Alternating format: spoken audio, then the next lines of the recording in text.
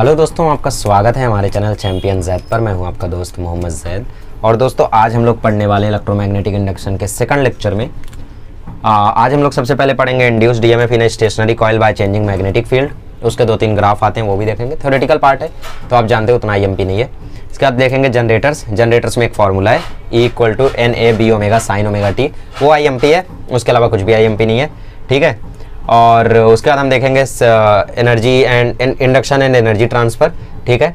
और उसके बाद हम देखेंगे सेल्फ इंडक्टेंस, ठीक है। Basically energy and induction and energy transfer देख के हम लोग इंडक्टेंस एडी करंट देखेंगे, और उसके बाद इंडक्टेंस का थोड़ा सा आइडिया लेके लेक्चर ऑफ कर देंगे। फिर नेक्स्ट लेक्चर में इंडक्टेंस देखेंगे, सेल्फ इंडक्टेंस देखेंगे और 2-3 डेरिवेशन करेंगे। दैट्स इट, चैप्टर खत्म हो जाएगा। ट्रांसफार्मर वाला पार्ट है तो मैं अलग से कराऊंगा, ठीक है। मतलब बेसिकली उसको थोड़ा पीपीटी वगैरह दिखाना है मुझे उस पर, ठीक है। पीपीटी के बहाने टाइम पास करा। अब यार ज़रूरी है ना, ट्रांसफार्मर वगैरह समझ में आना चाहिए यार। बड़े हो गए ट्रांसफार्मर ही तो बनाओगे तुम। क्या मतलब ट्रांसफार्मर साफ करोगे, बनाओगे ना। Induced EMF in stationary circuit. आज हमें क्या देखना है? Induced EMF in a stationary circuit, in a stationary circuit by changing magnetic field, ठीक है। मैग्नेटिक फील्ड चेंज करके आप कैसे एक स्टेशनरी सर्किट में ईएमएफ इंड्यूस करवा सकते हो, वो हमें देखना है। तो यहाँ पे आपको एक चित्र बनाया गया है कि भाई ऐसा है, ऐसा है, ऐसा है और कैसा है, और ऐसा है, ठीक है, ओके। और यहाँ पे क्या है? यहाँ पे तुम्हारा कॉइल है, ठीक है। यहाँ पे क्या रखा हुआ है? यहाँ पे तुम्हारा रखा हुआ है कॉइल। तो ये कॉइल तो स्टेशनरी है, कॉइल मूव कर रहा है क्या? ना, कॉइल तो यहीं पे रखा हुआ है। 1 2 3 4 5 6 7 टर्न्स के साथ रखा हुआ है, ठीक है। और इसके साथ बंधा हुआ है मैग्नेट, ठीक है। उसके साथ क्या बंधा हुआ है? मैग्नेट। यहाँ पे मान लो साउथ है और यहाँ पे मान लो नॉर्थ है, ठीक है, ओके। तो हो क्या रहा है कि इस केस में हम लोग कॉइल को मूव नहीं कर रहे हैं, हम लोग कॉइल को मूव नहीं कर रहे हो कि भाई कॉइल को मैग्नेटिक फील्ड में लेकर जाओ, या कॉइल को मैग्नेटिक फील्ड से लेकर आओ, या कॉइल को मैग्नेटिक फील्ड में रोटेट करो। ऐसा कुछ हम लोग अब की बार नहीं कर रहे हैं, ठीक है। अब की बार उल्टा कर रहे हैं हम लोग। मतलब अब की बार हम लोग मैग्नेटिक फील्ड को खुद कॉइल के पास ला रहे हैं। कैसे? मैग्नेट से। मैग्नेट है तो मैग्नेट में मैग्नेटिक फील्ड नॉर्थ से निकलती है, साउथ पे एंड होती है, नॉर्थ से निकलती है, साउथ पे एंड होती है, आप जानते हो, ठीक है। तो होगा क्या कि जब ये ऐसे रोटेट करता हुआ यहाँ पे आएगा, मतलब बेसिकली ये एक सेटअप है यार। ये एक ऐसा सेटअप है जिससे इस मैग्नेट को यहाँ पे पास कराया जा रहा है। तो बेसिकली ये जब ऐसे आएगा, ठीक है, मतलब मैग्नेट जो है वो बेसिकली इससे कनेक्टेड है, ठीक है। तो जब ये मैग्नेट कॉइल के पास आएगा तो अपनी फील्ड लाइन से कॉइल को काटेगा। मतलब बेसिकली कॉइल जो होगी वो इसके फील्ड लाइन से टकराएगी, और कॉइल के अंदर जैसे ही फील्ड लाइन टकरानी शुरू हुई वैसे ही फ्लक्स आएगा, और फ्लक्स में जैसे ही चेंज हुआ तुरंत ईएमएफ इंड्यूस होगा, और हो गया ईएमएफ इंड्यूस। बस यही तो कराना है। तो थोड़ा सा अगर हम लोग इसके बाद वाला टाइम देखें, मतलब ये t=0 है, मान लो मैंने छोड़ दिया और मैग्नेट इसके करीब आ गया, तो ये वाला पार्ट देखते हैं हम लोग। जब यहाँ पे मैग्नेट है आपका, यहाँ पे साउथ है, यहाँ पे नॉर्थ है, ठीक है। तो आप लोग मैग्नेट में जानते हो भाई कि जो मैग्नेटिक फील्ड होती है वो ऐसे निकल के ऐसे ख़त्म होती है, ऐसे निकल के ऐसे ख़त्म होती है, ठीक है, इस प्रकार से। ये मैग्नेट है आपका, ठीक है, और वो कॉइल के एकदम करीब आ गया है। तो ये है आपका कॉइल, ठीक है। तो अभी होगा क्या कि मैग्नेट जो है वो कॉइल के पहले करीब आएगा, ठीक है। मैग्नेट जो है वो कॉइल के पहले अंदर जाएगा, और जब कॉइल के अंदर जाएगा तो बेसिकली फाई बढ़ेगा, ठीक है। ध्यान से देखो, कुछ नया नहीं है, पुरानी ही चीज़ है सब, ठीक है। केस 1, केस क्या बोल रहे हो यार, केस वेस नहीं लिखने का। ए क्या है? ये आपका कॉइल था, ठीक है। इस कॉइल के अंदर मैग्नेटिक फील्ड घुसी, मतलब इस कॉइल के अंदर मैग्नेट घुसा, ये घुसा मैग्नेट, ठीक है, ये घुसा मैग्नेट। तो इस मैग्नेट के घुसने के कारण यहाँ पे जो फाई था वो बढ़ गया। मैग्नेट इसके अंदर घुसा ना, तो इसके मैग्नेट के अंदर घुसने के कारण जो फाई था वो इंक्रीज हुआ, ठीक है। तो 2 केस ले लेते हैं। आई एम सॉरी, ठीक है। ये आपका बेसिकली कॉइल है, और जो मैग्नेट है वो अभी घुस रहा है, ठीक है, क्योंकि 3 केस हमें बनाने हैं। तो ये लो, एक यहाँ, एक यहाँ, ठीक है। तो यहाँ पे मैग्नेट जो है वो कॉइल के अंदर जा रहा है, तो कॉइल के अंदर जा रहा है तो बेसिकली फाई बढ़ रहा है, फाई बढ़ रहा है तो ईएमएफ आएगा। कौन सा डायरेक्शन में आएगा? अपोजिट डायरेक्शन में आएगा, ठीक है। बेसिकली करंट कौन सा डायरेक्शन में आएगा? एंटी क्लॉकवाइज डायरेक्शन में आएगा, ताकि इसका जो फील्ड लाइन है वो काट सके, ठीक है। करंट आएगा, ईएमएफ इंड्यूस होगा, लेकिन अपोजिट डायरेक्शन में इंड्यूस होगा। ईएमएफ इंड्यूस होगा, ठीक है, नेगेटिव डायरेक्शन में इंड्यूस होगा। मतलब बेसिकली जो करंट इंड्यूस होगा वो एंटी क्लॉकवाइज डायरेक्शन में इंड्यूस होगा। नेगेटिव मतलब समझते हो क्या ईएमएफ? नेगेटिव ईएमएफ का मतलब ये है कि बेसिकली फील्ड लाइंस बढ़ रही है तो उसको कम करने के लिए क्या करना होगा? नेगेटिव इंड्यूस होना पड़ेगा, तभी तो कम कर पाओगे। ठीक है, अब क्या हुआ? मैग्नेट अंदर आ गया कॉइल के। ठीक है, थोड़ी देर बाद क्या हुआ? At time t equal to T2, time t equal to T2 पे क्या हुआ कि जो मैग्नेट है वो कॉइल के अंदर आ गया। ठीक है, तो ये देखो मैग्नेट जो है वो कॉइल के अंदर आ गया, ये कॉइल के अंदर मैग्नेट आ चुका है। तो जब मैग्नेट पूरा का पूरा कॉइल के अंदर आ गया है तो थोड़ी देर के लिए फाई क्या हो गया होगा? कांस्टेंट हो गया होगा। तो फाई इस केस में क्या हो गया? कांस्टेंट हो गया। तो फाई के कांस्टेंट होते ही जो ईएमएफ है वो जीरो हो गया। ठीक है, ईएमएफ जीरो हो गया। हमने देखा है ना भाई कि फाई जब तक चेंज होता है तब तक ईएमएफ इंड्यूस होता है, फाई जैसे ही चेंज होना बंद हुआ वैसे ईएमएफ बंद हुआ, मतलब ईएमएफ हो गया जीरो। तीसरा केस लेते हैं सी। अब क्या होगा? अब कॉइल से मैग्नेट बाहर जाएगा। बेसिकली अब क्या होगा? अब कॉइल से मैग्नेट बाहर जाएगा। ये आपका मैग्नेट है और ये क्या कर रहा है? कॉइल से बाहर जा रहा है।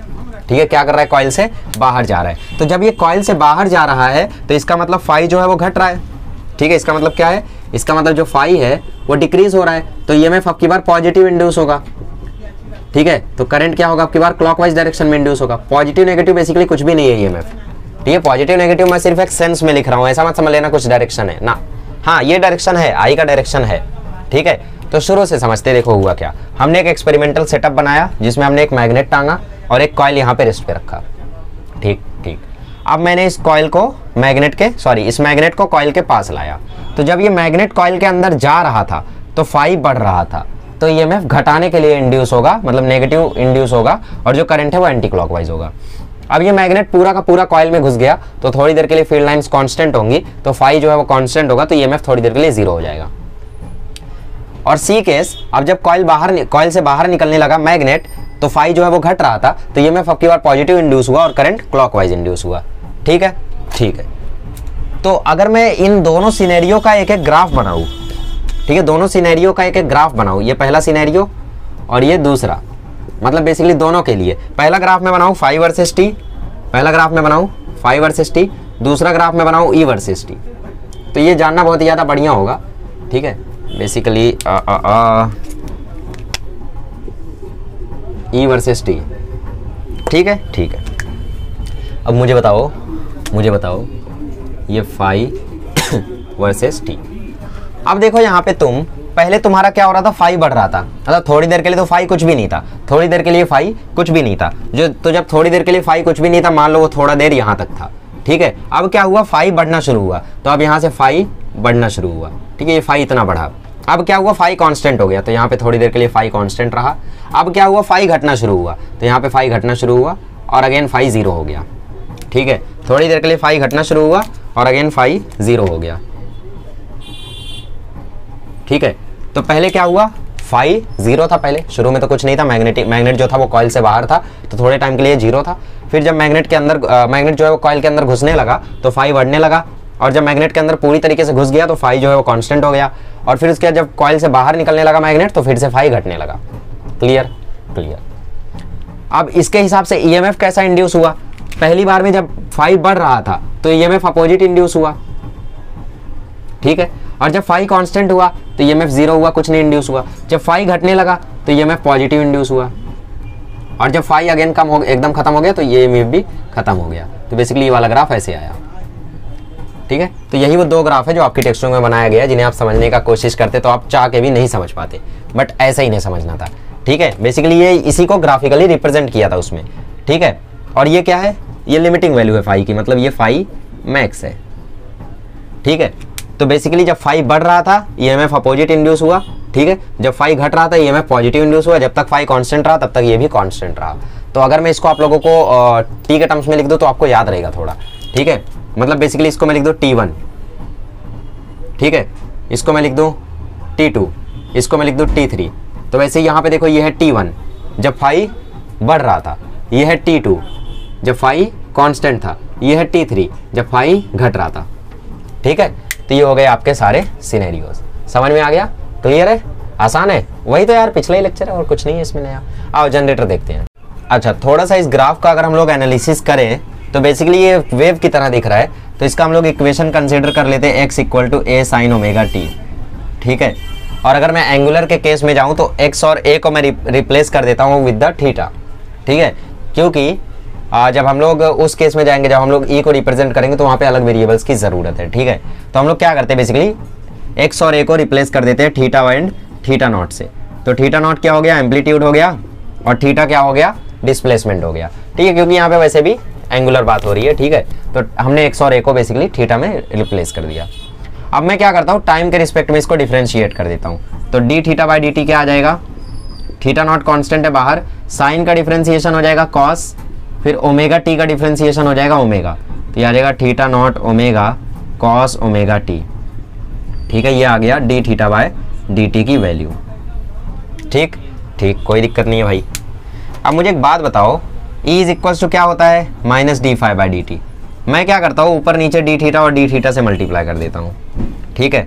अब मैं क्या करता हूँ, इस D theta by d T को एक साथ ले लेता हूँ और डी फाई के साथ छोड़ देता हूँ डी थीटा, ठीक है। तो इस साइड क्या आ गया, D theta by d T. तो इस D theta by d t की जगह मैं ले लेता हूँ इस चीज़ को अब, ठीक है, इस चीज़ को मैं यहाँ आप सब्सटीट्यूट कर देता हूँ, तो ये आ जाएगा minus d phi by d t, और d theta by d t की जगह आ गया theta not cos omega t और एक और ओमेगा, ठीक है, ये आ गया मेरा E, ठीक है, ठीक है। अब ओमेगा को मैं लिख सकता हूँ 2 pi by T, rotation motion में हमने पढ़ा है रिलेशन ओमेगा और टी का, तो ओमेगा को मैं लिख सकता हूँ अब, ठीक है, basically d phi by d theta है। तो ओमेगा को मैं अब लिख सकता हूँ 2 पाई बाई टी, यहाँ पे है थीटा नॉट, यहाँ पे है कॉस ओमेगा टी, ठीक है, ठीक है। अब देखो E इज इक्वल टू क्या आ गया, minus d phi by d theta, यहाँ पे आ गया 2 pi theta naught by t, और बाहर बचा कॉस ओमेगा टी, ठीक है। ये हमारा एक्सप्रेशन आ गया किसके लिए, E के लिए, ठीक है। अब अगर E को मैक्सिमम होना है तो क्या होना पड़ेगा, कॉस को मैक्सिमम होना पड़ेगा, क्योंकि थीटा नॉट कांस्टेंट है, एम्पलीट्यूड थोड़ी चेंज होता है। थीटा नॉट क्या है, बेसिकली एम्पलीट्यूड है, तो एम्पलीट्यूड कभी थोड़ी चेंज होता है, वो तो कांस्टेंट ही रहेगा, ठीक है। और 2 पाई कांस्टेंट, टाइम पीरियड कांस्टेंट, तो कॉस ओमेगा टी में यहाँ फर्क है। तो फॉर E मैक्सिमम, E के मैक्सिमम होने के लिए मतलब बेसिकली E के E नॉट के इक्वल होने के लिए कॉस ओमेगा टी को 1 होना पड़ेगा। क्या होना पड़ेगा, कॉस ओमेगा टी को 1 होना पड़ेगा, ठीक है। कॉस ओमेगा टी को 1 होना के लिए ओमेगा टी को 0 होना पड़ेगा, ठीक है। तो इसके लिए E इज इक्वल टू आ जाएगा minus d phi by d theta and 2 pi theta naught by t, ये होती है इसकी मैक्सिमम वैल्यू, ठीक है। कभी एग्जाम में आपसे मैक्सिमम वैल्यू पूछ ले तो आपको ये डालनी है, d phi by d theta 2 pi theta naught by t, ठीक है। अब आप बोल रहे हो यहाँ तो माइनस था, यहाँ भी माइनस, अरे माइनस डायरेक्शन बता रहा है यार, मैग्नीट्यूड वाइज तो यही बड़ा होगा, मैग्नीट्यूड निकाल लो, ये लो मैग्नीट्यूड लगा दिया, तो d phi by d theta 2 pi theta naught by t, ठीक है। तो d phi by d theta 2 pi theta naught by t, ठीक है। यहाँ पे जो E है वो E नॉट के इक्वल हो जाएगा। E नॉट क्या होता है, maximum value of E, maximum value जो होती है E की, उसको हम लोग रिप्रेजेंट करते हैं E नॉट से, ठीक है। अब देखो यहाँ केस में एक और चीज़ बोली है कि अगर हाफ वेव रेक्टिफायर लगा दिया जाए, तो हाफ वेव रेक्टिफायर आप अभी जानते नहीं हो, बट हाफ वेव रेक्टिफायर करता क्या है कि वो बेसिकली आधी वेव को शिफ्ट कर देता है, ठीक है। बट इस केस में हम क्या करेंगे, जो नेगेटिव ईएमएफ इंड्यूस हो रहा है ना, इसे स्किप करवा देंगे हाफ वेव रेक्टिफायर से, तो सिर्फ पॉजिटिव ईएमएफ इंड्यूस होगा, ठीक है। मतलब जब पॉजिटिव ईएमएफ इंड्यूस होगा तो पॉजिटिव ईएमएफ इंड्यूस हो जाएगा, और जब नेगेटिव ईएमएफ इंड्यूस होना होगा तब कुछ इंड्यूस नहीं होगा, हम लोग उसको स्किप करवा देंगे with the help of half wave rectifier, ठीक है। सो दैट्स इट, वही सब चीज़ें इसमें, ठीक है। और ये चीज़ आप लोग याद कर सकते हैं, थोड़ा सा डेरिवेशन था जो दिया हुआ था, तो मैंने बोला बता दिया जाए। अब देखते हैं जनरेटर्स, चलो तो जनरेटर मुझे लग रहा है इसके बाद आएगा, ठीक है। एक 2 सॉल्व एग्जाम्पल यहाँ पे दिए हुए हैं, तो एक एक्सप्लेन कर देता हूँ और एक करा देता हूँ, ठीक है, क्योंकि सारे मैं ही करूँगा तो आप क्या करोगे। तो जो आसान वाला है पहला वाला वो मैं कर देता हूँ। इसमें बोल रहा है एक कॉइल है जिसमें 400 टन्स है, ठीक है, ठीक है, कोई दिक्कत नहीं है। डायमीटर जो है स्क्वायर की वो 20 सेंटीमीटर है, सॉरी साइड जो है ठीक है, बेसिकली स्क्वायर की क्या है, साइड है, तो स्क्वायर की साइड क्या है, 20 सेंटीमीटर है, ठीक है। और जो मैग्नेटिक फील्ड है वो चेंज हुई है 0.0 से 0.5 टेस्ला तक, ठीक है। कितने सेकंड में, 8 सेकंड में चेंज हुई है, 0.8 सेकंड में चेंज हुई है। तो हमसे पूछ रहे हैं कि क्या ईएमएफ इंड्यूस होगा, ठीक है। सिंपल है यार, ईएमएफ का क्या पूछ रहा है, मैग्नीट्यूड ही पूछ रहा है ना, हाँ ईएमएफ का मैग्नीट्यूड पूछ रहा है। तो मैग्नीट्यूड ऑफ ईएमएफ क्या होता है, d phi by d t हम जानते हैं, ठीक है। बट इस केस में क्योंकि फाई जो है मतलब बेसिकली आपका जो फाई है, ठीक है, वो कुछ ऐसा नहीं दिया हुआ है। मतलब बेसिकली कई केसेस में कैसा होता है जेई वगैरह में, phi equal to 5t square plus 3t plus 2 करके आ जाता है और आपसे पूछता है what is the EMF at t is equal to 2 second. चलो ये एक और क्वेश्चन हो गया। तो ये आया था मेरे पेपर में 2022 26 जून के शिफ्ट में, ठीक है, शिफ्ट 1 में 26 जून के। तो कैसे करते हैं इसको, ई इज इक्वल टू हम जानते हैं d phi by d t होता है, फाई को डालो यहाँ पे, so d by d t, phi क्या है तुम्हारा 5t square plus 3t plus 2। मुझे यकीन नहीं हो रहा था कितना आसान क्वेश्चन है। 5t स्क्वायर का डिफरेंशिएशन 10t, 3t का डिफरेंशिएशन 3, ठीक है, t इक्वल टू 2 डाल दो तो 10 2 20 प्लस 3 आ गया 23 volts.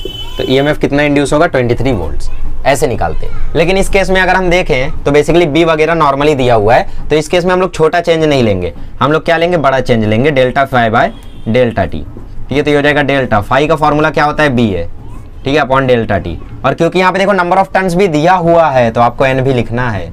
Capital N text book में यूज करता है, आप स्मॉल एन करो कोई दिक्कत नहीं है, ठीक है, या कैपिटल एन ही कर लो चलो, क्योंकि स्मॉल एन जो होता है वो number of turns per unit length होता है, ठीक है, small number of turns per unit length होता है स्मॉल एन, तो इसलिए कैपिटल एन यूज कर लेते हैं। ओके ओके, तो एन बी चेंज हो रहा है क्या, ऑब्वियसली चेंज हो रहा है। बी में क्या चेंज हो रहा है, 0.5 से 0 जा रहा है। एरिया चेंज हो रहा है क्या, नहीं, तो एरिया को बाहर ले लो, तो अंदर बचा delta B upon delta. Okay, अब देखो यहाँ पे नंबर ऑफ टर्न्स कितने हैं 400, एरिया कितना हो जाएगा, स्क्वायर है तो एरिया हो जाएगा डी स्क्वायर, और ये 0.2 मीटर होगा, ठीक है, सेंटीमीटर में नहीं रखना है, SI यूनिट में रखना है, तो 0.2 मीटर, ठीक है, तो डी स्क्वायर होगा बेसिकली, पहले डी स्क्वायर लिख दो।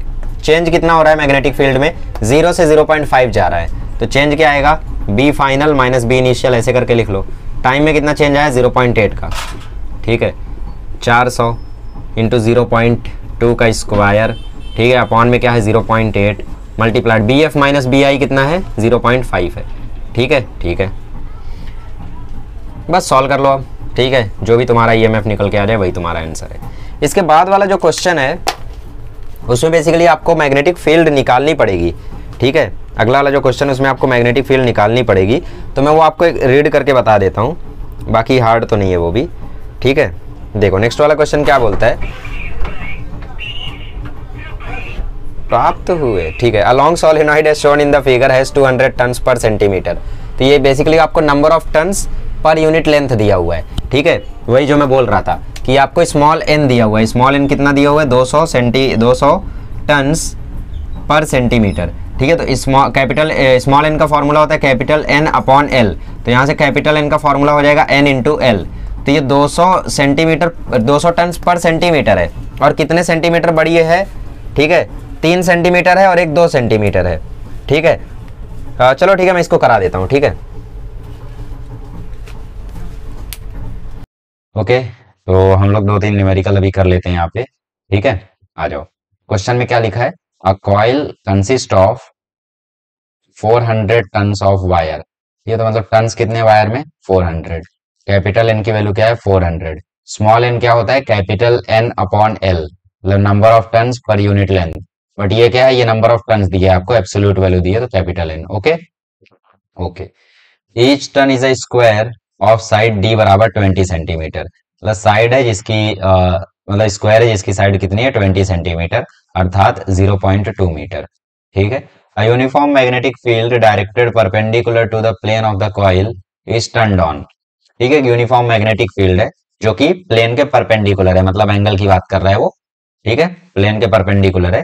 If the field changes linearly from 0 to 0.5 t, मतलब फील्ड में चेंज कितना आया 0.50 टेस्ला का, मतलब डेल्टा वी कितना है, डेल्टा वी है 0.50 टेस्ला का 0.8 सेकंड में, मतलब चेंज इन टाइम कितना है, चेंज इन टाइम है 0.8 सेकंड, ठीक है।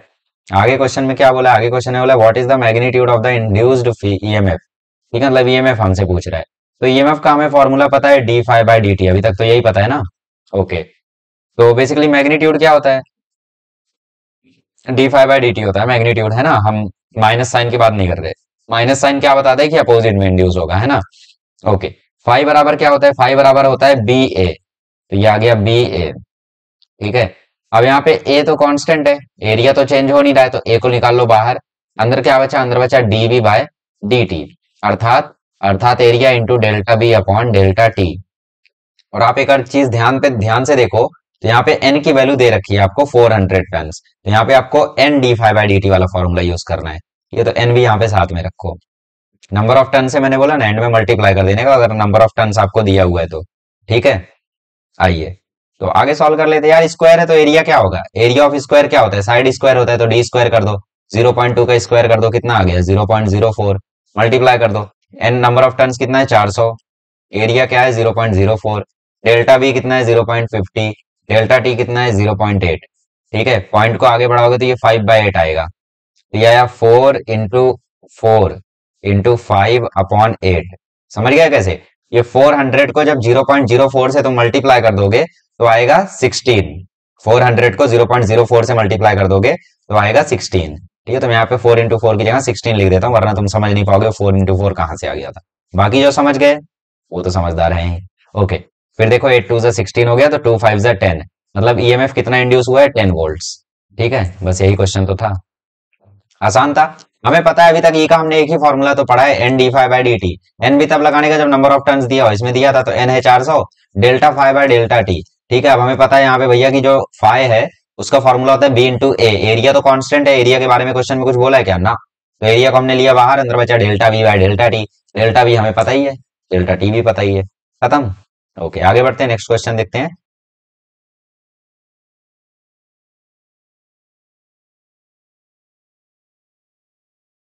ये पढ़ते हैं अभी हम लोग next question. A long solenoid as shown in the figure has 200 tons per centimeter। मतलब ये स्मॉल एन की वैल्यू दिया है 200 tons पर सेंटीमीटर, तो इसको हमें SI यूनिट में कन्वर्ट करना पड़ेगा, मीटर में कन्वर्ट करना पड़ेगा, है ना। 200 tons पर सेंटीमीटर, मीटर में कन्वर्ट करने के लिए हम क्या करेंगे, इस सेंटीमीटर को मीटर में करना है ना, 1/100 कर देते हैं।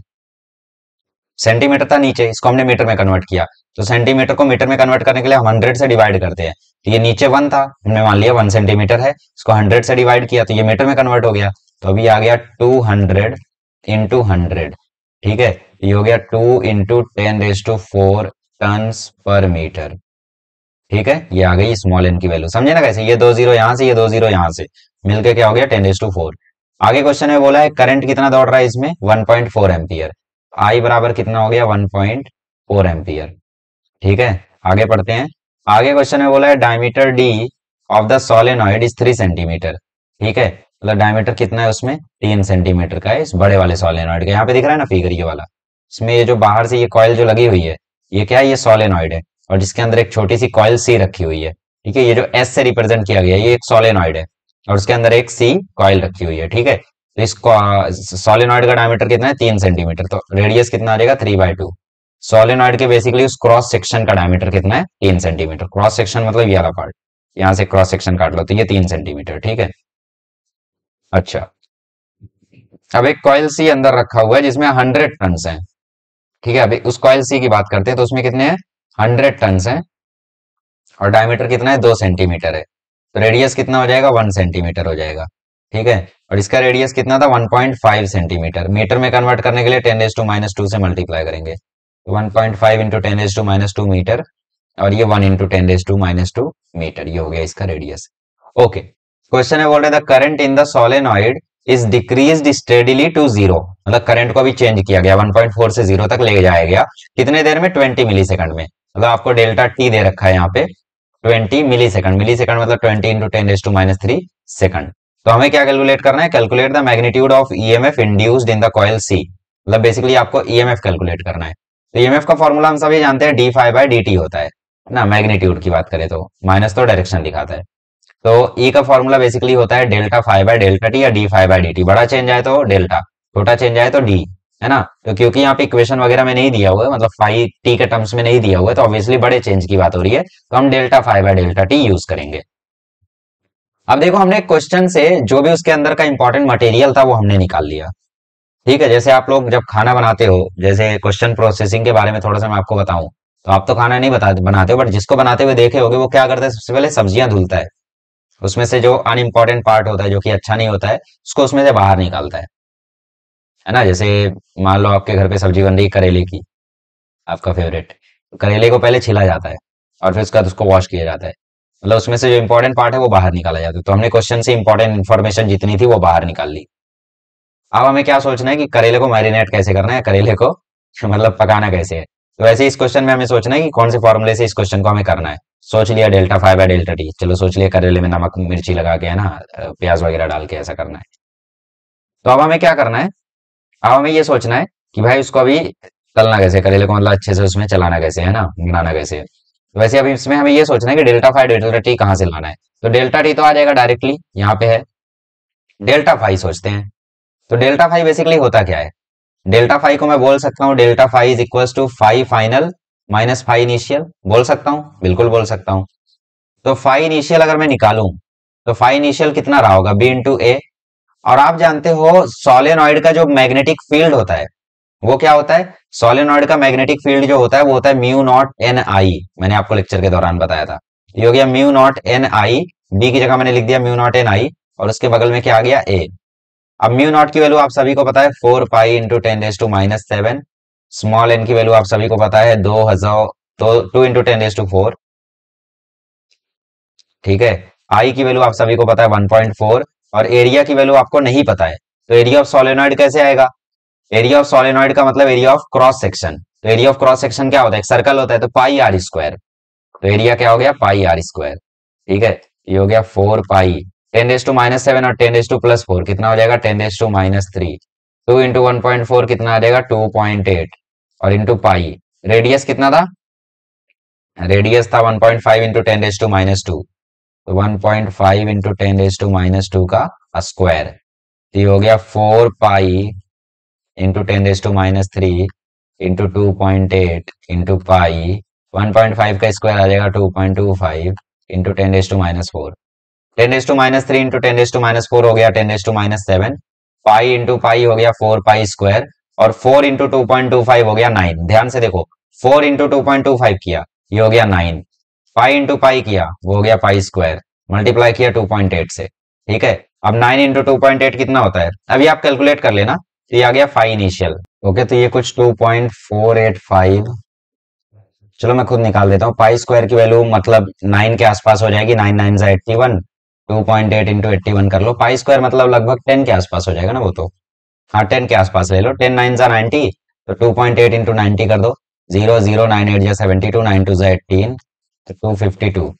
ठीक है, तो मैं अपनी वैल्यू नहीं लिख रहा हूँ, मतलब इसकी वैल्यू लिख रहा हूँ। तो ये लगभग है 252 इंटू 10⁻⁷। ठीक है, उसके बाद अभी हमें फाइव फाइनल निकालना है, बाद में फ्लक्स कितना होगा। तो फ्लक्स का फॉर्मूला अगेन वही रहेगा। ठीक है, B dot A mu naught N I A, but current अब जीरो हो गया है। करंट जीरो हो गया तो मल्टीप्लाई होकर पूरा जीरो हो जाएगा। अब हम लगा देते हैं फॉर्मूला। तो M F equal to 5 final minus 5 initial upon delta t. तो 5 final minus initial, zero minus ये कितना आ जाएगा 252 इंटू 10⁻⁷, और टाइम में कितना चेंज आया था 20 मिली सेकंड ना, 20 इंटू 10⁻⁻3। अब इसको कैलकुलेट कर लो, ईएमएफ की वैल्यू वही है। ठीक है, अब समझ गया कैसे करना था।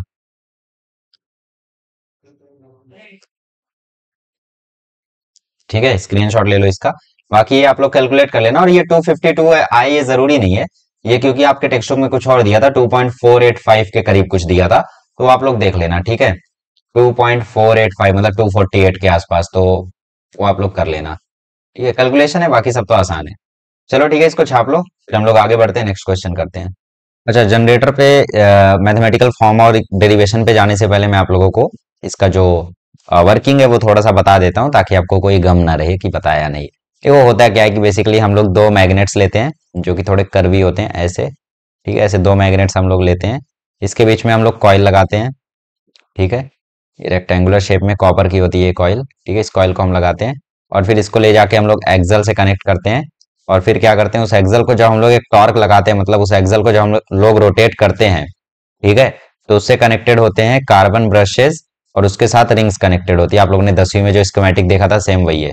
ठीक है, तो बेसिकली वो कनेक्टेड जो स्कीमेटिक रिंग होती है और जो कार्बन ब्रशेस होते हैं, ठीक है, मतलब बेसिकली जब आप उसको एक बार घुमाते हो तो ये कॉइल जब रोटेट करता है, यहाँ पे देखो ये जो कॉइल है ना, ये जो कॉइल है, ये कॉइल जब रोटेट करता है तो फ्लक्स चेंज होता है, और फ्लक्स चेंज होने के कारण क्या होता है, ईएमएफ इंड्यूस होता है, और ईएमएफ इंड्यूस होने के कारण करंट इंड्यूस होता है।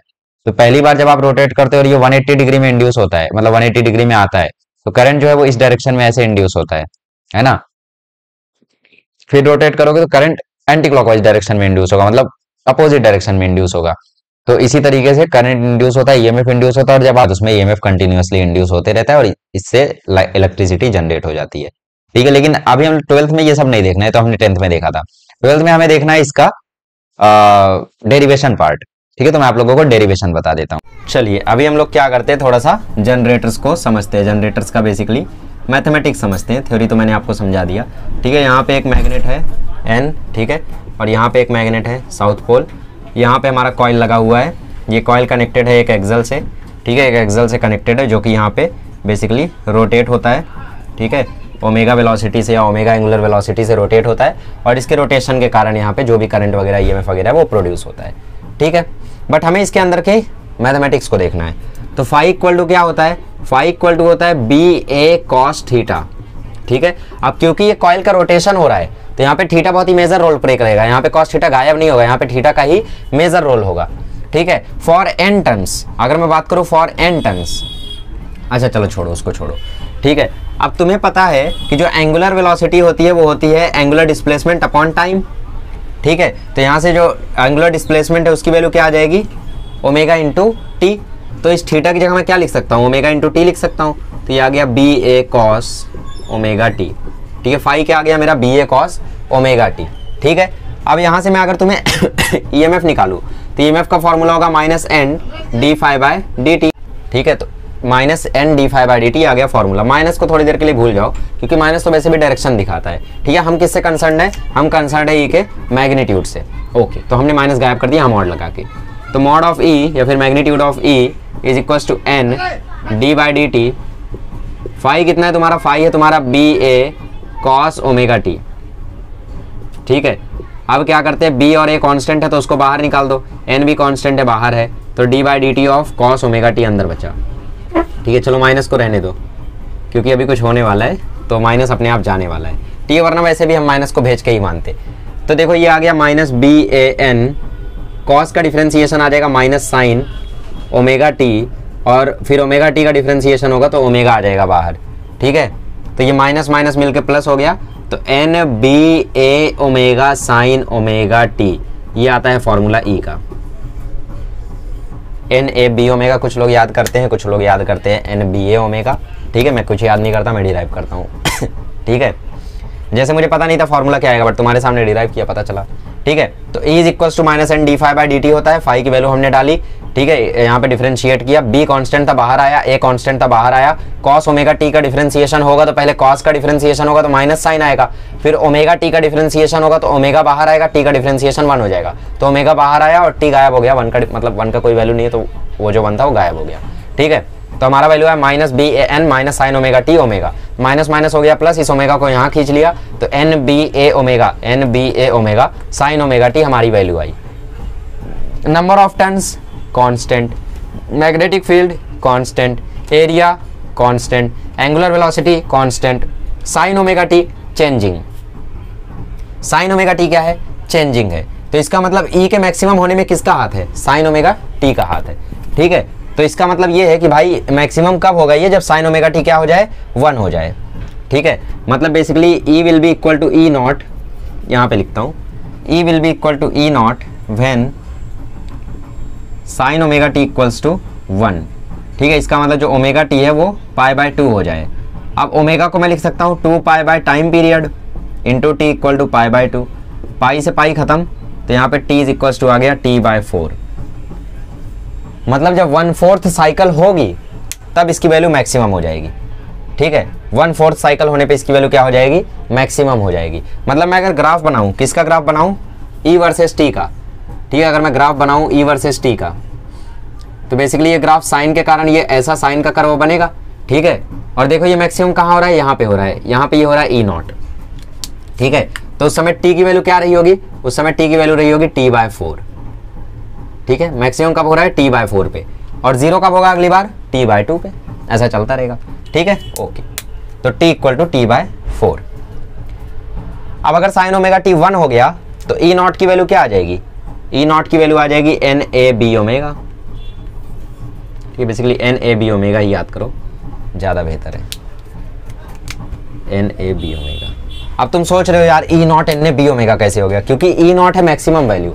ई नॉट कब आता है, जब साइन ओमेगा टी 1 हो जाए। तो साइन ओमेगा टी 1 हो गया तो ई किस में कन्वर्ट हो जाएगा, ई नॉट में कन्वर्ट हो जाएगा। तो ई नॉट की वैल्यू आ गई एन ए बी ओमेगा। ठीक है, अब अगर तुम ध्यान से देख पा रहे हो तो अगर मैं इसको यहां सब्सटीट्यूट कर दूं तो E is equals to E naught sine omega T value आ जाएगी। और यही है equation for EMF in an alternating current. I equal to I naught sine omega T equal to E naught sine omega T. ये सब हम बहुत use करेंगे एसी में। कहां से आया, यहां से आया। कम ऑन यार, जिनको नहीं समझा यार, क्या नहीं समझा तुम्हें यार, डिफरेंशिएट करके यहां तक पहुंचे। अब मैंने क्या बोला कि इसको मैक्सिमम होने के लिए N A B omega constant है, तो साइन ओमेगा टी मैक्सिमम होना पड़ेगा, तो ई मैक्सिमम होगा। तो साइन ओमेगा टी को मैंने 1 पुट किया तो E naught equal to N A B omega आया। ई नॉट क्यों आया, क्योंकि साइन ओमेगा टी 1 हो गया, तो मतलब साइन ओमेगा टी गायब हो गया, तो एन ए बी ओमेगा बचा। तो एन ए बी ओमेगा क्यों आया, क्योंकि ई नॉट है, मैक्सिमम है। ठीक है, अब एन ए बी ओमेगा की वैल्यू क्या है, ई नॉट है, तो एन ए बी ओमेगा की जगह मैंने क्या पुट कर दिया, ई नॉट पुट कर दिया। तो E equal to E naught sine omega T, ये हमारा आ गया ईएमएफ का equation for alternating current, that is E equal to E naught sine omega T. ऐसे ही आई का इक्वेशन आएगा, I is equal to I naught sine omega T. ठीक है, ठीक है। और ग्राफ भी हमने देख लिया कि t/4 पर ग्राफ मैक्सिमम होता है और मिनिमम कब होता है। ठीक है, t/2 पर मिनिमम होगा बेसिकली, और फिर उसके बाद मैक्सिमम होगा 3t/4 पर। ठीक है, तो ऐसा चलता रहेगा। ओके, तो आई होप आप लोगों को जनरेटर्स का ये मैथमेटिक्स समझ में आया होगा। आगे बढ़ते हैं। चलिए, तो अभी हम लोग देखते हैं इंडक्शन एंड एनर्जी ट्रांसफर। हाँ, मुझे पता है एक बैक ईएमएफ और बैक टॉर्क रह गया है, लेकिन वो बैक ईएमएफ और बैक टॉर्क ना सेल्फ इंडक्टेंस से पहले बताना चाहिए। ठीक है, इन्होंने मतलब ऑर्डर थोड़ा चेंज कर रखा है, या तो अभी बैक ईएमएफ बैक टॉर्क बता के मैं आपको सेल्फ इंडक्टेंस शुरू कर दूं, है ना। बेसिकली उसको हम लोग सीखेंगे सेल्फ इंडक्टेंस के टाइम पे। ठीक है, अभी हम लोग देखते हैं इंडक्शन एंड एनर्जी ट्रांसफर। ठीक है, उसी के साथ वो कवर अप करेंगे तो बेहतर होगा। इंडक्शन एंड एनर्जी ट्रांसफर क्या होता है कि भाई हम लोग एक केस कंसिडर करते हैं कि मान लो एक कोई लूप है और उस पर आप फोर्स लगा रहे हो। ठीक है, यहाँ पे ये मैग्नेटिक फील्ड लाइन्स है अगेन। ठीक है, ये आपकी हो गई सुंदर सुंदर प्यारी प्यारी लाल लाल मैग्नेटिक फील्ड लाइंस।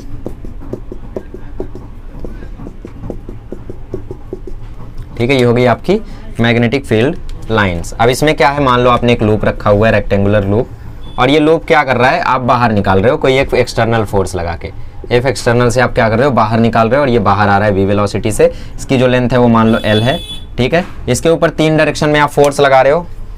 एक फोर्स आप लग रहे हो इसमें ऊपर। ठीक है, एक फोर्स आप, अरे यार, एक फोर्स आप लगा रहे हो यहाँ F1, एक फोर्स आप नीचे लगा रहे हो F2, एक फोर्स आप पीछे लगा रहे हो F3।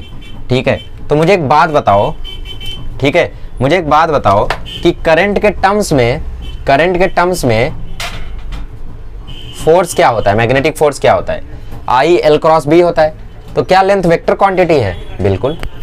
ओके, तो मैं क्या बोल रहा था, मैं बोल रहा था अगर हम लोग फोर्स की बात करें इन टर्म्स ऑफ करंट तो वो होती है I L cross B.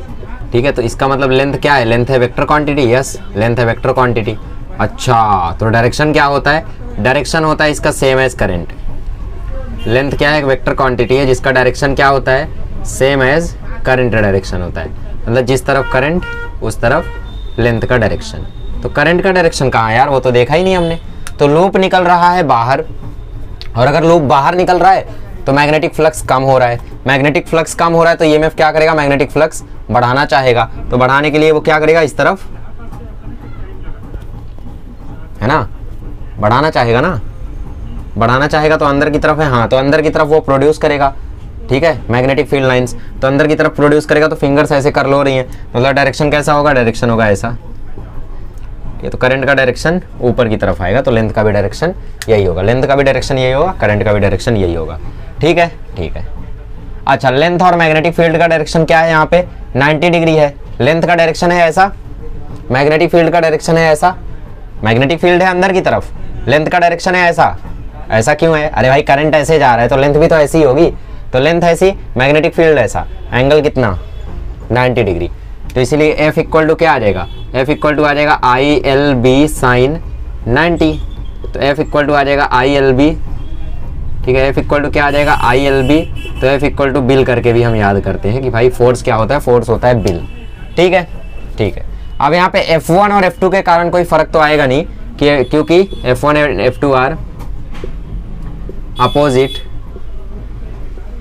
And same, ठीक है, अपोजिट है और साथ ही में सेम है, therefore they will cancel each other, ठीक है, अपोजिट है और सेम है तो एक दूसरे को क्या करेंगे, कैंसिल कर देंगे, ठीक है, ठीक है।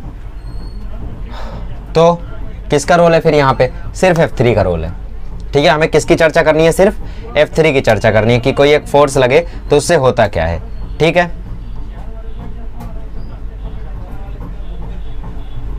ठीक है, कोई दिक्कत नहीं है, सोचते हैं, ठीक है। हमें बेसिकली करना क्या है, हमें पावर निकालनी है और हमें फोर्स निकालना है, ठीक है, कि एक कॉइल पर फोर्स कितना लगता है और उस पर पावर क्या जनरेट होती है, उसका हमें फॉर्मूला कैलकुलेट करना है, ठीक है।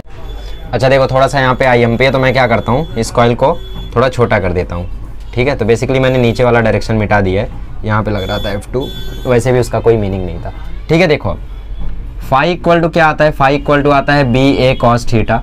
तो यहाँ पे अगर तुम ध्यान से देखो तो ये रेक्टेंगुलर जो लूप है ये ऐसे रखा हुआ है, ठीक है, ऐसे रखा हुआ है ये, तो इसका एरिया का जो डायरेक्शन है वो कहाँ आएगा, अंदर की तरफ, परपेंडिकुलर टू द प्लेन, तो या तो अंदर या तो बाहर, तुम्हारी मर्जी कहाँ मानना है, तो मैं अंदर मानता हूँ। मैग्नेटिक फील्ड भी अंदर और एरिया का डायरेक्शन भी अंदर, तो B और A के बीच में एंगल कितना हो गया, 0 डिग्री, तो cos थीटा अगेन क्या हो गया, 1 हो गया। तो फाई इक्वल टू क्या आया, फाई इक्वल टू आया B इंटू A। अब एरिया क्या है इस लूप का, ये है लेंथ, ब्रेथ कितनी है, तो मान लेते हैं भाई यहाँ से लेके यहाँ तक कितना है, यहाँ से लेके यहाँ तक है x, ठीक है, मतलब x मैग्नेटिक फील्ड लाइंस में अभी भी इसका एरिया जो है, इसकी जो लेंथ है उसमें से x लेंथ अभी भी मैग्नेटिक फील्ड लाइंस में है, x लेंथ अभी भी इसमें मैग्नेटिक फील्ड लाइंस में है, ठीक है। और ये ब्रेथ तो पूरी की पूरी है, तो एरिया क्या आ जाएगा, लेंथ इंटू ब्रेथ, तो L इंटू एक्स क्या आ जाएगा, एरिया आ जाएगा। तो फाई इक्वल टू आ जाएगा BLX, ठीक है। बेसिकली एरिया क्या है, एरिया है LX, ठीक है। तो फाई इक्वल टू आ गया BLX, तो E इक्वल टू क्या हो जाएगा, d फाई बाई dt, ठीक है, ठीक है, कोई दिक्कत नहीं है। तो वही चीज़ है यार, E equal to d by dt of BLX, B constant, L constant बाहर, dx बाई dt करोगे तो V आ जाएगा, तो बेसिकली E की वैल्यू आ गई अगेन BLV, ठीक है। और क्योंकि हम सिर्फ मैग्नीट्यूड की बात कर रहे थे तो हम यहाँ पे माइनस साइन से मतलब नहीं रखेंगे, ठीक है,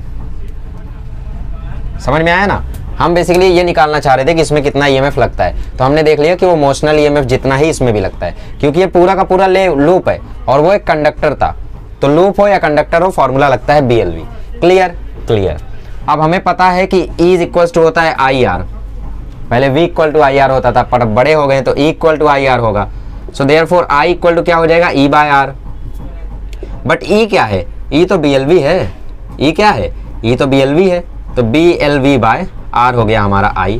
और अभी हमने फॉर्मूला निकाला कि F इक्वल टू होता है बिल, ठीक है, बट हमने तो अभी पता किया कि I होता है BLI कर दो बेसिकली, और अभी हमने पता किया कि I होता है BLV बाय R, ठीक है। तो B जा B स्क्वायर, L जा L स्क्वायर, V नीचे क्या है R, तो ये हो गया तुम्हारा F का फॉर्मूला। बेसिकली R रेडियस नहीं है, रेजिस्टेंस है,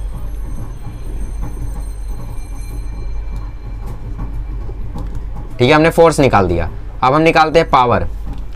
पावर का फॉर्मूला इलेक्ट्रिसिटी में क्या होता है, पावर का फॉर्मूला इलेक्ट्रिसिटी में होता है EI, पहले होता था P इक्वल टू VI, पर अब बड़े हो गए तो V की जगह E, तो P इक्वल टू EI।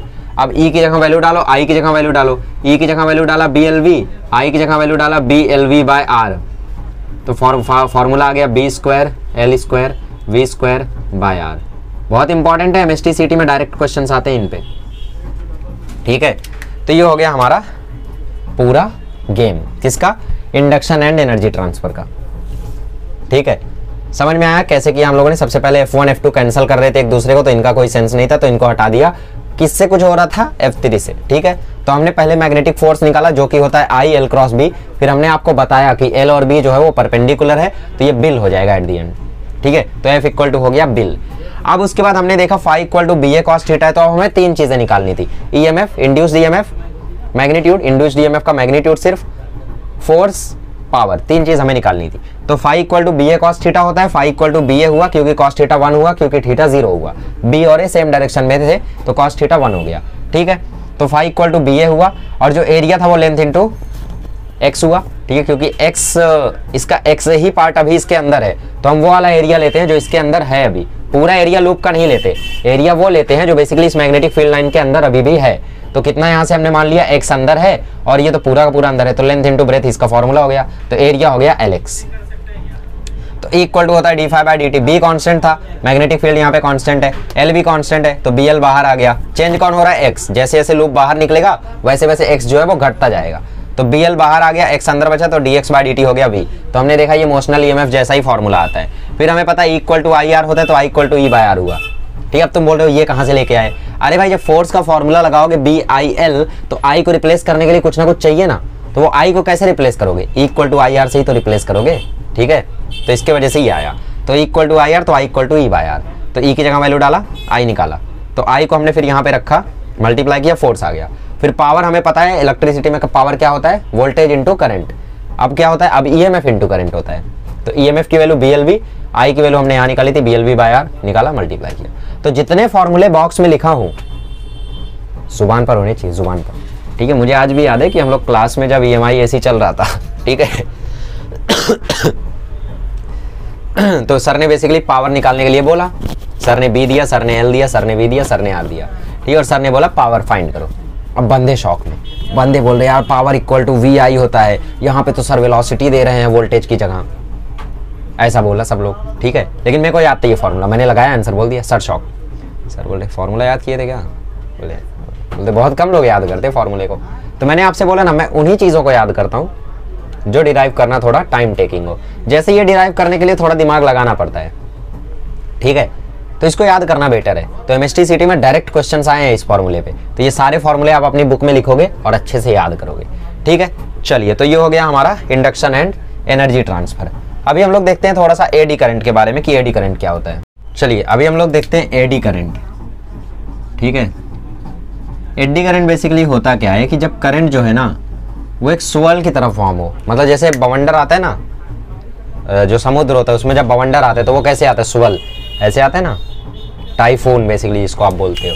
ठीक है, तो बेसिकली जब करंट जो है वो ऐसे फॉर्म में हो, लूप में फॉर्म हो, ठीक है, तो ऐसे टाइप के करंट को हम क्या बोलते हैं? एडी करंट बोलते हैं। बेसिकली ये कैसे फॉर्म होता है? ये भी मैग्नेटिक फील्ड को चेंज करने से फॉर्म होता है। जैसे जैसे आप मैग्नेटिक फील्ड को चेंज करते हो वैसे वैसे फॉर्मेशन होता है एडी करंट का। ठीक है, so when the current is produced, when current is produced in, ठीक है, लूप, बेसिकली करंट लाइन में प्रोड्यूस होने की जगह जब लूप में प्रोड्यूस हो जाए, ठीक है, in loop, it is called as eddy current. Eddy current क्यों बोलते हैं? क्योंकि ये एडी की तरह दिखता है, जैसे वो समुद्र में आप देखते हो ना स्वर्ल जो आता है, ठीक है, वैसा दिखता है, तो इसीलिए हम लोग इसको क्या बोलते हैं? इसको बोलते हैं एडी करंट। इसकी खासियत ये होती है कि इसमें जो इलेक्ट्रॉन्स होते हैं वो सीधे आगे फ्लो करने की जगह राउंड एंड राउंड फ्लो करते हैं। ठीक, जो इलेक्ट्रॉन्स होते हैं वो basically round and round direction में फ्लो करते हैं।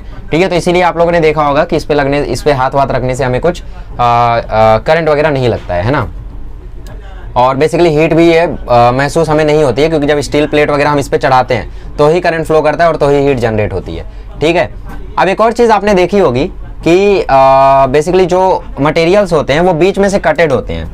ठीक है, बीच में से कटेड होते हैं, मतलब बेसिकली वो ऐसे होते हैं, ऐसे ऐसे ऐसे ऐसे ऐसे ऐसे ऐसे ऐसे ऐसे ऐसे। ठीक है, मतलब बेसिकली यहाँ से गैप होता है। ऐसा क्यों किया जाता है? ऐसा देखो इसलिए किया जाता है ताकि ये जो एडी करंट है ना, इसमें रेजिस्टेंस बढ़े, और रेजिस्टेंस बढ़ेगा तो हीट बढ़ेगा। मतलब बेसिकली जब हम लोग कुकिंग पर्पस के लिए यूज करते हैं एडी करंट का, तो यहाँ पे तो कोई रेजिस्टेंस है नहीं खास, है ना, तो ये आराम से फ्लो हो रहा है करंट। तो अगर करंट आराम से फ्लो होगा, रेजिस्टेंस आएगा ही नहीं, तो हीट ही नहीं जनरेट होगा, और हीट ही नहीं जनरेट होगा तो एडी करंट हमारे किस काम का? तो इसलिए कुकिंग यूटेंसिल्स के लिए हम क्या करते हैं? छोटे छोटे कट्स मारते हैं। तो मैंने बहुत बड़े कट्स मार दिए। बेसिकली वो कट्स इतने होते हैं। ठीक है, तो इतने कट्स मारने से क्या होता है? यहाँ पे बहुत बड़ा रेजिस्टेंस क्रिएट हो जाता है।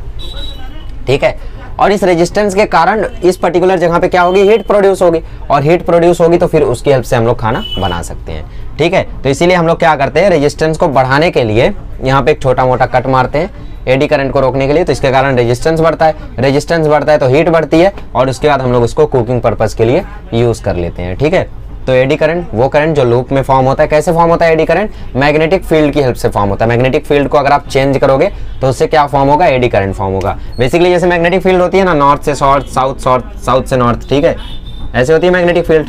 ठीक है, नॉर्थ से साउथ, साउथ से नॉर्थ, ऐसे मैग्नेटिक फील्ड होती है। तो ऐसे लूप के ही फॉर्म में करंट भी यहाँ पे फॉर्म होता है उनके कारण। ठीक है, और जब करंट इस प्रकार से फॉर्म होता है तो इस करंट को हम क्या बोलते हैं? एडी करंट बोलते हैं। ठीक है। So this is all about eddy current, theoretical part था, रीड कर लेना चाहिए तो एक बार। चलो आगे बढ़। अच्छा, नेक्स्ट क्वेश्चन देखते हैं। क्वेश्चन क्या है? Conducting loop of area 1 metre square is placed normal to uniform magnetic field 3 weber per metre square. ठीक है, मैग्नेटिक फील्ड आपको दे दी है 3 वेबर पर मीटर स्क्वायर, या टेस्ला बोल दो। ठीक है, the magnetic field is uniformly reduced. ठीक है, मतलब बेसिकली इनिशियली कितना था? 3 weber per metre square, finally कितना हो गया? 1 weber per metre square 1 weber per metre square. ठीक है, टाइम कितना लगा? 0.5 सेकंड, तो डेल्टा टी कितना आ गया? 0.5 सेकंड। ठीक है, एरिया भी आपको लूप का दे रखा है 1 मीटर स्क्वायर। ये करना चाहिए मुझे, तुम्हें लगता है मुझे क्वेश्चन करना चाहिए? करना चाहिए, चलो ठीक है। ई बराबर फॉर्मूला क्या होता है? Delta five by delta T minus में, तो ई बराबर क्या हो जाएगा? माइनस बाहर आ गया, अंदर आ जाएगा बी फाइनल ए माइनस बी इनिशियल ए अपॉन डेल्टा टी, है ना। तो माइनस बी फाइनल कितना हो गया? फ्लक्स फाइनली हो गया 1, एरिया कितना है 1, माइनस इनिशियल फ्लक्स कितना था 3, एरिया कितना है 1, नीचे चेंज इन टाइम कितना है 0.5, तो 1 माइनस 3 क्या होता है? -2, तो माइनस माइनस 2 क्या हो जाएगा? +2, तो 2 अपॉन 0.5 कितना आ जाएगा? 4, खत्म। 4 वोल्ट ईएमएफ इंड्यूस होगा। क्या क्वेश्चन है बाबा। आ जाओ नेक्स्ट क्वेश्चन तो अगले पार्ट का है। खैर आइए ये वाला क्वेश्चन देखते हैं हम लोग। A rotating armature of a simple generator consists of a loop ABCD. Connection are made through sliding contact. Armature is rotated to at 1500 RPM. तो यहाँ पे आप लोगों को 1500 RPM दे रखी है फ्रीक्वेंसी।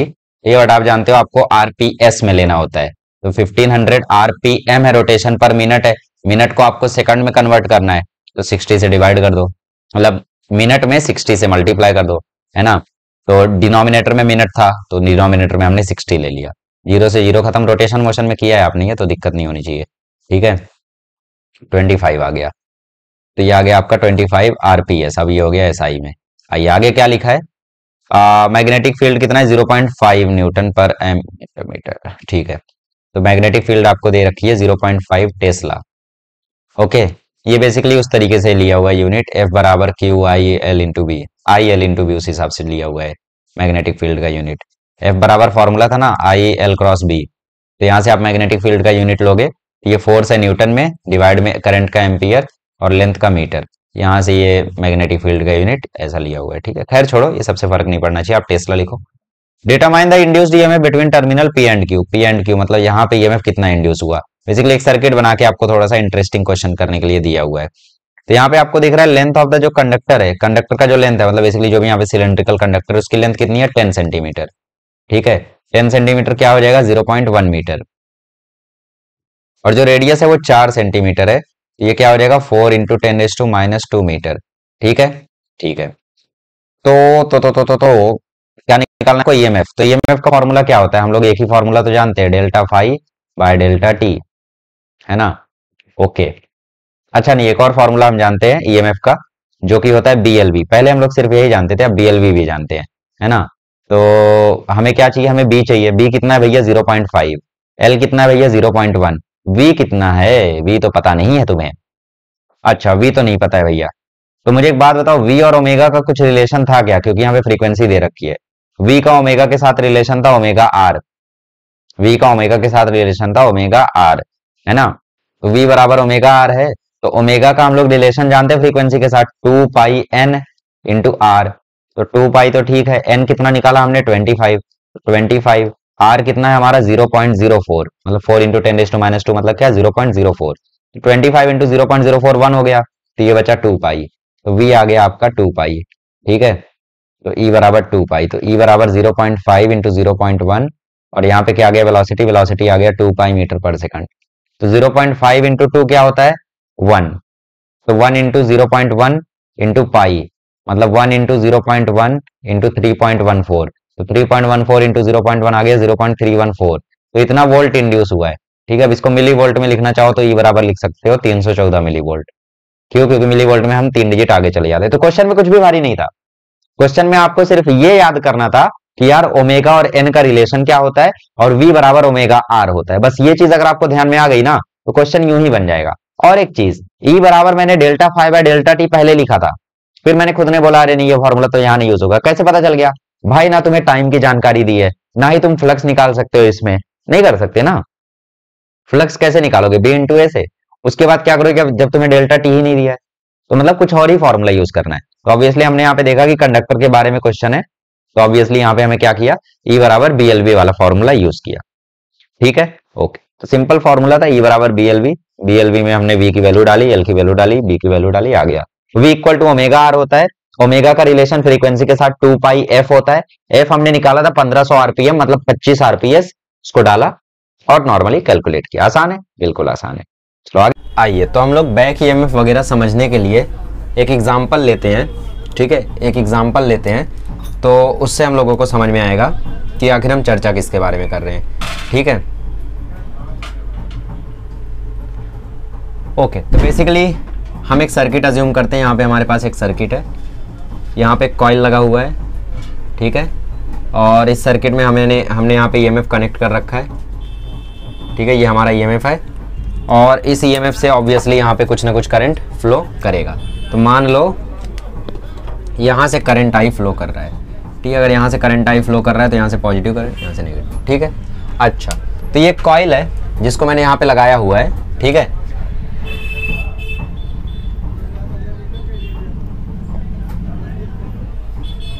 सही है, सब कुछ सही है।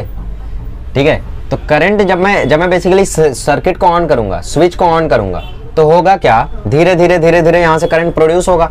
तो धीरे धीरे यहाँ से करंट बढ़ेगा। अब यहाँ से जो करंट इस कॉइल में जाएगा, उस करंट के कारण इसमें एक मैग्नेटिक फील्ड आएगा और उस मैग्नेटिक फील्ड के कारण, बहुत ध्यान से समझना, बहुत ध्यान से समझना, जो यहाँ पे ये सर्किट है, यहाँ ईएमएफ से एक करंट निकला। ठीक है, करंट एक झटके में पूरा निकल जाता है क्या, नहीं, थोड़ा थोड़ा करंट रिलीज होता है। तो थोड़ा करंट रिलीज हुआ, इस कॉइल में जा रहा है। थोड़ा सा करंट रिलीज हुआ, इस कॉइल में जा रहा है। ठीक है, तो थोड़ा सा करंट रिलीज हुआ, इस कॉइल में जा रहा है। ऐसे ऐसे धीरे धीरे करंट की मात्रा बढ़ रही है। तो इसके कारण छोटा छोटा करंट जैसे जैसे यहाँ पे पहुंच रहा है, वैसे वैसे इस करंट के कारण इस कॉइल में मैग्नेटिक फील्ड इंड्यूस हो रही है। ठीक है, और उस मैग्नेटिक फील्ड के कारण मैग्नेटिक फ्लक्स बढ़ रहा है, और मैग्नेटिक फ्लक्स बढ़ रहा है तो वहां पे एक ईएमएफ इंड्यूस होगा। हाँ या ना बोलो, क्योंकि यहां से करंट गया, इस करंट के कारण यहां पे मैग्नेटिक फील्ड आई, उस मैग्नेटिक फील्ड के कारण फ्लक्स बढ़ा, फ्लक्स चेंज हुआ, तो उस फ्लक्स के चेंज होने के कारण क्या ईएमएफ इंड्यूस होगा, बिल्कुल होना चाहिए, और होगा भी, ईएमएफ इंड्यूस होगा। ठीक है, और ईएमएफ इंड्यूस होगा तो वो करंट प्रोड्यूस करेगा, और करंट ऐसे प्रोड्यूस होगा कि बेसिकली वो कॉज जिसके कारण वो बना है उसको क्या करे, अपोज करे। ठीक है, तो बेसिकली यहां से क्या होगा, कॉइल से एक अपोजिट करंट प्रोड्यूस होगा इस डायरेक्शन में, और ये जो करंट प्रोड्यूस हुआ इसी को हम बोलते हैं बैक करंट। इसी पे जो ईएमएफ प्रोड्यूस हुआ इसी को हम बोलते हैं बैक ईएमएफ। इसी को हम क्या बोलते हैं, बैक ईएमएफ। ठीक है, बैक टॉर्क, बेसिकली जो इफेक्ट हुआ उसका अपोजिट करना, बैक टॉर्क। ठीक है, so that's what we called. तो बेसिकली यहाँ पे ये वाला जो करंट प्रोड्यूस हुआ ये किसी और के कारण हुआ क्या, नहीं, ये बेसिकली हमारे ही कारण हुआ। ठीक है, और कितना करंट प्रोड्यूस हुआ होगा वो कैसे पता चलेगा, वो डिपेंड करेगा फाई पे। जितना तुमने फाई लिया होगा, जितना तुमने फाई चेंज किया होगा, उतना ही करंट प्रोड्यूस किया होगा। ठीक है, मतलब जो बेसिकली फाई है वो डायरेक्टली प्रोपोर्शनल किसके है, आई के इक्वल है। प्रोपोर्शनैलिटी साइन हटाओगे तो यहाँ पे एक कांस्टेंट आएगा जिसको हम बोलते हैं एल। इसी एल को हम बोलते हैं coefficient of self inductance.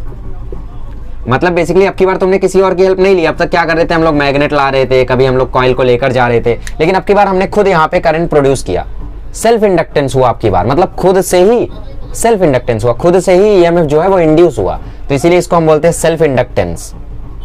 L क्या है इसमें, कोएफिशिएंट ऑफ सेल्फ इंडक्टेंस। ठीक है, और इसीलिए ऐसे टाइप का कॉइल जब सर्किट में लगाया जाता है तो इसको हम बोलते हैं इंडक्टर, और एल का नाम क्या है, एल का नाम है इंडक्टेंस या फिर इंडक्टिव रिएक्टेंस। क्योंकि तो अगर तुम ध्यान से देख पा रहे हो, ठीक है, तो V equals to I R जैसे होता है वैसे ही phi equal to I L है, जैसे वो रेजिस्टेंस वैसे ही ये रिएक्टेंस, इंडक्टिव रिएक्टेंस। ठीक है, या फिर इंडक्टेंस। कंसेप्ट समझ में आ गया, back EMF, back torque, back current, self inductance आ गया समझ में। चलो ठीक है, फिर आज के लेक्चर को यहीं पे स्टॉप करते हैं। ठीक है, नेक्स्ट लेक्चर में हम लोग सीखेंगे, यहीं से शुरू करेंगे, टेंशन मत लो, यहीं से शुरू करेंगे, और हम लोग सेल्फ इंडक्टेंस को अगले लेक्चर में पूरा खोल के पुर्जा अच्छे से सीखेंगे। चलिए मिलते हैं अगले लेक्चर में, थैंक यू सो मच।